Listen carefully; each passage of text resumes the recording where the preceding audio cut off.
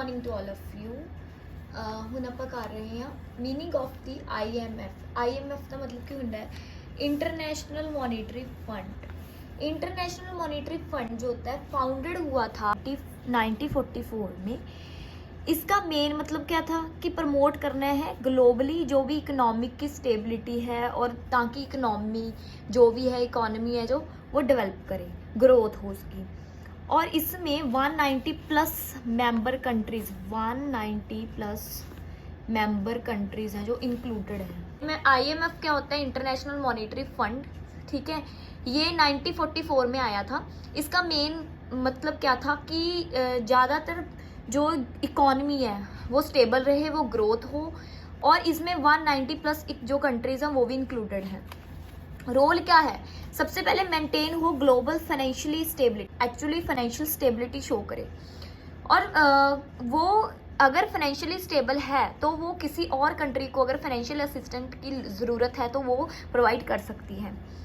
Economics में reform लाने के लिए, कोई भी चेंजेस लगाने के लिए, कोई भी सुधार कह सकते हैं हम किसी चीज़ में। अगर किसी चीज़ को बेटर करना है तो हम उस चीज़ को बेटर करने के लिए उस पर उतना ही ज़्यादा जो है इंफ्रास्ट्रक्चर में उस जो है एक्सपेंसेस आएंगे। ठीक है, तो वो एक्सपेंसेस को अगर मॉनेटरी सिस्टम जो स्टेबल होगा तभी हम उठा सकते हैं। अगर हम इंटरनेशनल ट्रेड करते हैं तो क्या है, इस अगर हमारे पास इकोनॉमी की जो अच्छी स्टेबिलिटी है तो हम एक्चुअल में अच्छा स्टॉक लेके रख सकते हैं, और उसके साथ जो है दूसरे कंट्री से ट्रेड भी कर सकते हैं। ऑफर टेक्निकल और ट्रेनिंग एस्पेक्ट्स होते हैं, जो टेक्निकल होते हैं उसकी हम ट्रेनिंग ले सकते हैं। ठीक है, अगर मॉनेटरी फंड स्टेबल होंगे तो।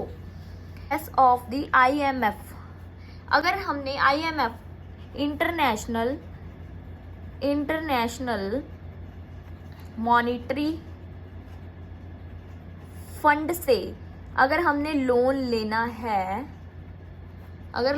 है, तो हमने ये जो है हमारे प्रोसेस है, हमें इसको फॉलो करना पड़ेगा। सबसे पहले कंट्री रिक्वेस्ट असिस्टेंस, अगर ज़रूरत है तो उसको कोई भी कंट्री है वो रिक्वेस्ट करेगी कि हमें इस चीज़ की हेल्प चाहिए।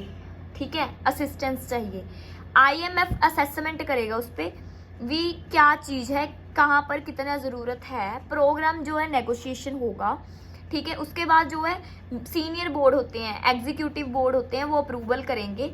और उसके बाद जो भी उसको अच्छी तरह मॉनिटर या रिव्यू करना है भी कितना लोन किससे चाहिए, किस काम के लिए चाहिए, तो आप लास्ट में रीपेमेंट करना, लास्ट में हमने जो भी लोन लिया है उसकी रीपेमेंट भी करनी है। ओके, तो ये है IMF का मीनिंग, रोल, और जो भी प्रोसेस IMF में इम्पॉर्टेंट है वो वाला।